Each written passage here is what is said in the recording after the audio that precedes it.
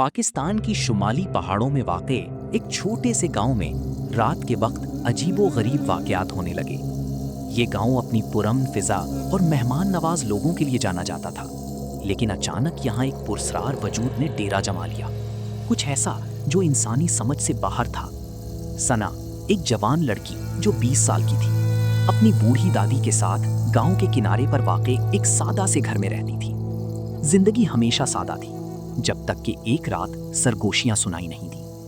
सना की आंख खुल गई जब उसे अपनी खिड़की के बाहर हल्की हल्की सरगोशियों की आवाज सुनाई दी। पहले तो उसे लगा कि ये दरख्तों की हवा है, लेकिन ये आवाजें साफ थी, जैसे कोई बिल्कुल उसके कमरे के बाहर बात कर रहा हो। अगली रात ये सरगोशियां दोबारा आईं, इस बार और ज्यादा बुलंद और वाज़ेह। वो ऐसी जुबान में बोल रही थीं जो वो समझ नहीं सकती थी। उनका लहजा सर्द और परेशान कुन था।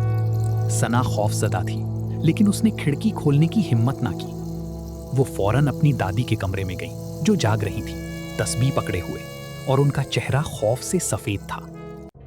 सना, दादी ने सरगोशी की, इन आवाजों को मत सुनो, ये इस दुनिया की नहीं है। सालों पहले यहाँ एक भयानक वाकया हुआ था और वो रूहें कभी नहीं गईं। दादी ने बताया कि सना की पैदाइश से बहुत पहले गांव वालों ने कुछ लोगों को यहाँ से निकाल दिया था, जिन पर काले जादू का इल्जाम था। उन लोगों ने चाहते हुए इस जमीन पर बद्दुआ दी थी और कहा था कि यहाँ कभी किसी को सुकून नहीं मिलेगा। दिन गुजरते गए और अजीबो-गरीब वाकयात बढ़ते गए। सना को अजीब साए दिखाई देने लगे, जो उन जगहों पर थे जहाँ कोई रोशनी नहीं पहुँचती थी। रात के वक्त सरगोशियाँ और ज्यादा बुलंद हो गईं और वो उसका नाम पुकारने लगी।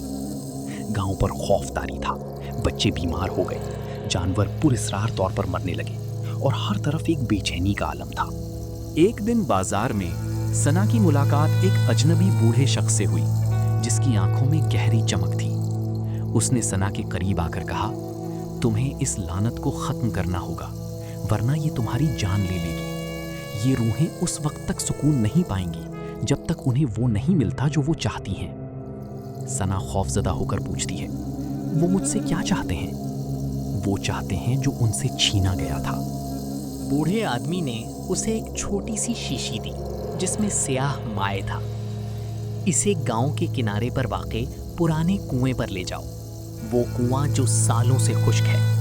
इसमें ये माया डालकर कदीम दुआए हिफाजत पढ़ो। लेकिन याद रखना, जब तुम दुआ शुरू करो तब तक मत रुकना जब तक पहली किरण न फूटे, चाहे तुम्हें कुछ भी सुनाई या दिखाई दे। उस रात सना ने बूढ़े शख्स की हिदायत पर अमल किया। वो पुराने कुएं के पास खड़ी थी। सरगोशियां अब बहुत बुलंद हो चुकी थीं और साए उसके इर्द गिर्द घूम रहे थे।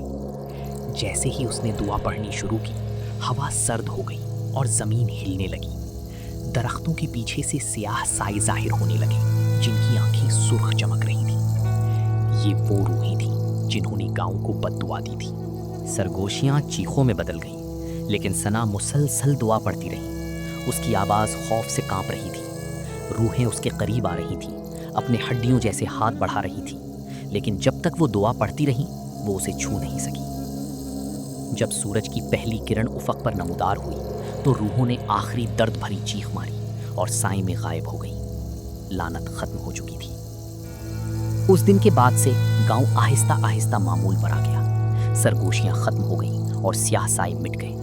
सना ने कभी उस रात के बारे में बात नहीं की, लेकिन गांव वालों को हमेशा याद रहेगा कि जिन ताकतों के साथ खेलने की इजाजत नहीं, उनका अंजाम क्या होता है। वीडियो पसंद आए तो लाइक करें, अपनी राय कमेंट्स में जरूर बताएं और ऐसी मजीद दिलचस्प वीडियोस देखने के लिए बाबर डार्क स्टोरी चैनल को सब्सक्राइब करना ना भूलें।